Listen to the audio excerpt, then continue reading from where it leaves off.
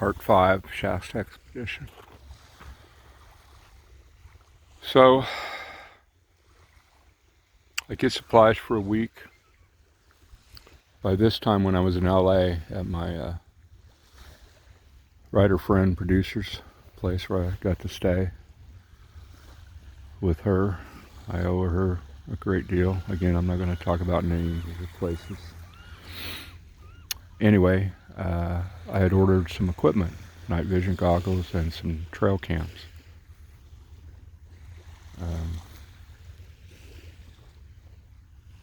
So up I go.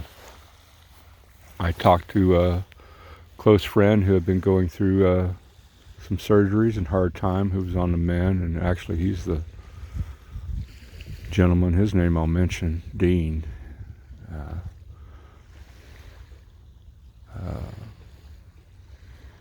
Showed me this place years and years and years ago. So up I go. I camp in the same spot, the same way. Now when I solo camp, wherever I camp, I am quiet. Especially here now with what I'm doing. This is now in a full-blown expedition, beginning of September. I'm quiet, I don't slam doors. You know, I set up my tarp for weather off the end of my tailgate. I gather wood. And I'm quiet. But now, I have a couple of phone cameras with me, which I charge and keep charging through the week. And I start exploring around the edges of the meadow in this place I now call the thicket. Thick brush. And I record everywhere I go. I make my camp, I get my firewood, because I don't leave the campfire light after dark. It's just, in fact, I get in my you don't even want to sit by your campfire, you just want to get in your truck. It's spooky. Immediately I feel like I'm being watched. Just a heavy vibe. Nothing happens. Because I'm taking lots of photos of old tracks, new tracks, weather tracks, trails. Again, I'm not going far. That Tuesday, that next day, this is Monday, by the way, September 4th, that next day, Tuesday, Cal Fire stops by, a ranger and two trainees, and we talk for a little bit. And I tell him a little bit of what happened to me in July, and he confesses that they've always found this place spooky. So, nothing happens that night either. 2 calm days, nothing. Wednesday, I decided to go up the hillside, one of the trails that goes up on the other side of me, back behind me, where the thing barked and yelled at me and parallel stalked me that last night back in July. It's steep, the hill behind me. But I'm finding an old weathered trail and tracks. Huge, humanoid. I call them inconclusive. You sure getting 2 blaster of them, you know, and you do track hunting early and late for the best shadow and highlights of your track. You can see them better. And in person you can see a lot of these things, the impressions, but they would not show up well on camera. Anyway, I'm finding a lot of that kind of stuff. And from above, which is now getting quite steep, a rock thuds about 10 feet from me, bounces, thuds. There are no pine cones in the trees. Now granted, it could have been a rock bouncing down. I'm going to get up and walk, guys. Mount Baker looks beautiful over there. It could have been a rock bouncing down, sure. I think it was thrown down. My son later goes, "Dad, you know what that means?" I go, "Why?" Because that means turn around, which is what I did. I turned around.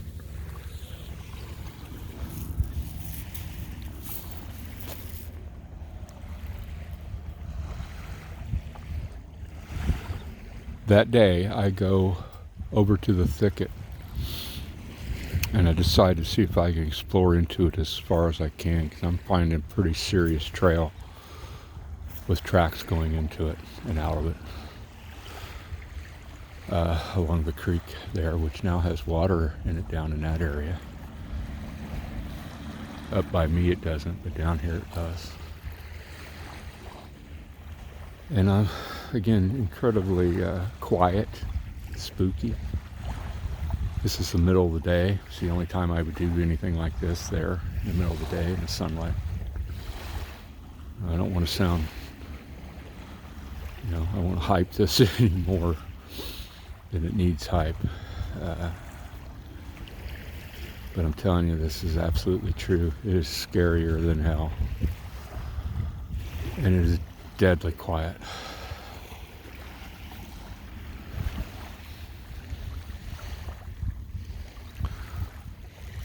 Something moves in there within 30, 40 feet of me. I spook something. Doesn't run like a deer would. It's just a big heavy branch snap and some subtle snuffling movements that you can hear in that quiet. Now I'm frozen now. And I also smell something, an animal smell, a wet animal smell. I've smelled worse things, but I've smelled better things. I shoot 3 videos of me there. This thing and I play cat and mouse for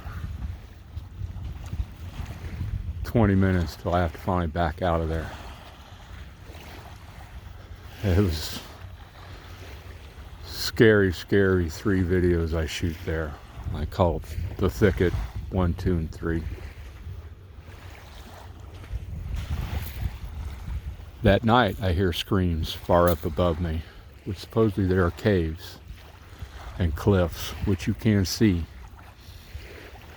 My friend and I will see them later because we do more exploring. The two of us feel braver together. Anyway, this is the 3rd day. That night,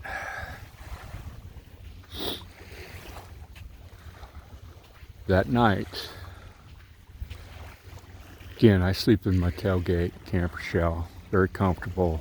I'm opened up towards my fire ring, which is really nice.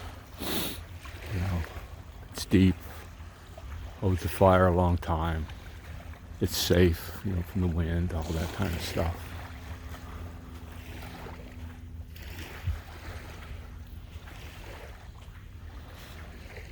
I drift off to sleep. In dreams, you hear something going on, or your leg hurts and you wake up and you have a leg cramp, or something's loud in your dream and you wake up and the fire alarm's going off, or alarm, whatever, that sort of scenario. Maybe seagulls will let me sit here with them. Maybe.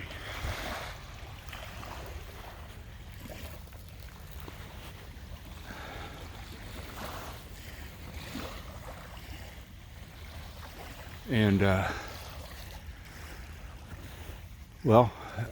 I wake up to a shrill, loud whistle.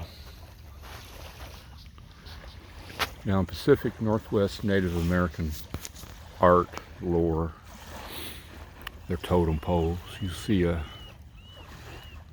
pursed-lipped image, female usually, large lips, like it's whistling. Well, it's what it depicts, a Sasquatch whistling. One of the major vocalizations that they are known for is whistling, barking, and whistling. Well, I hear this thing and I'm coming to. I hear it again and I'm coming to anymore, and I'm reaching for my phone. Something's in the camp here with me, across the fire from me. The fire glow is only, not far now. It's dying down, but it's still glowing the area a little bit. But whatever this is just right across from me. I get my phone, I turn it on, you can hear me mumbling about its localization. I'm trying to get it turned on, which I do, and by that time it had stopped. But I heard it at least 3 times, especially the last time was quite loud. Now people, and I've got hair standing up everywhere that shouldn't be standing up. The friggin' thing was in camp with me. Not only was it screaming, yelling at me in July, now it's right here in camp with me. I'm scared now to even get out of the truck. I leave the phone on and somehow at some point I drift finally back off to sleep. And as far as I know, nothing else happens. Well, I was wrong. The next day, my friend shows up. And I show him around. He immediately senses the vibe as well. We get ready to explore.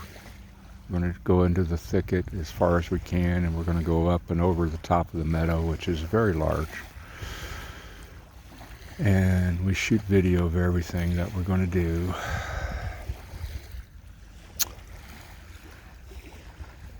But that morning, before he gets there,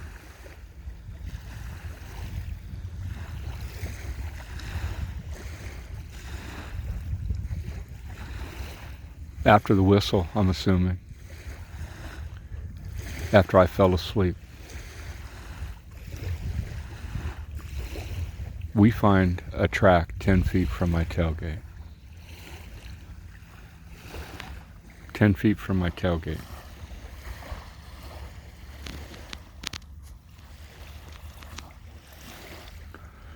This one's going over 10 minutes a little bit.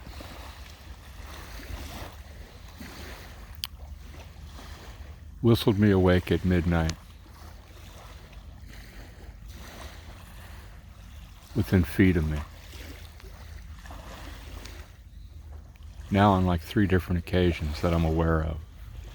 And I'm finding the same track that I found in July. I'm finding other tracks as well, different sizes, but I'm also finding the one, like a fingerprint. It has a unique shape. I think it's a teenager or a young one, the way it's acting. Anyway, my friend and I explore over the next couple of days. We go way up and over the meadow, finding tracks and trails. We videotape everything. We have over 7 hours. We drive around the back of the mountain. We find tracks on that side as well.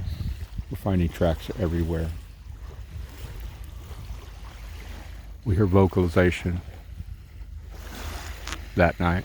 I think Saturday night, the last night there, up high above us somewhere. He goes and gets wood that first night at dusk, and he comes back. He goes, "Nice." He goes, "I won't be doing that again. You're scared to leave the campfire light." He and I go out on the road with our, we have a red light, night vision light. We're doing a lot of the night vision goggles, which we don't see anything. But we don't even stay out on the road very long. It's just too damn scary. And then I leave and I come back up north. And I'm still working on the project. We've had a successful Kickstarter and we're putting the art book together, but now this weighs heavy on my mind. I can't leave it alone. I need to study. It's interacting with me. My friend thinks that it remembers me from July, and I've spoken with a pretty famous Bigfoot researcher, a serious scientific one who's pretty famous, and I just talked with him the other day, and he agrees with me that it does remember me. It's curious. It knows I know sort of thing, and why do I come back? Why aren't I frightened? Did I sneak up on it and spook it, which maybe intrigues? Who knows? I camp in the same exact spot in the same exact way, as quiet as it can be, and just immerse myself. He thinks that's a big part of it. So I need to go back up. I want to go back up and try to get more snow pics. This is where I need your help. Whether we make a film or a documentary, episodic thing, I don't know. Educational for sure.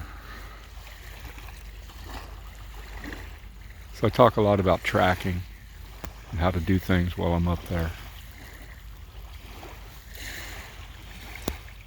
Above all, I want to protect this place like a Sasquatch sanctuary that I've just stumbled into. Was I meant to?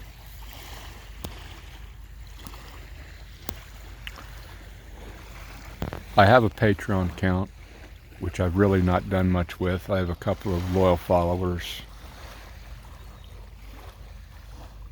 I will be doing my spring shows, Sage FinCon, Norwestcon, MissCon. I'll be creating new art for those shows.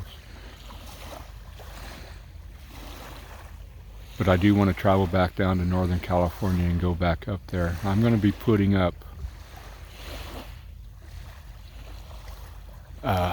either weekly or bi-weekly pictures and or start showing the videos that we were shooting. I've shot so much stuff that especially as that last week went on, that the tension just builds and builds and builds. The whistling event just unnerved me to no end, to the point I had an anxiety attack while up there. And my friend, the artist, he wouldn't even crack his window at night. He was scared to death. But I want to go back up. I'm that stupid. Is it dangerous? Yes. Go on YouTube and check out Missing 411 or any of the missing YouTube channels. People disappear all the time. So if I do disappear, then you'll know. You know why, maybe. I don't know. Anyway, I'll get back to Patreon in a minute. I'm at 15 minutes right now, so I'm going to shut this and do a part 6, the final. So bear with me. Thanks for your patience.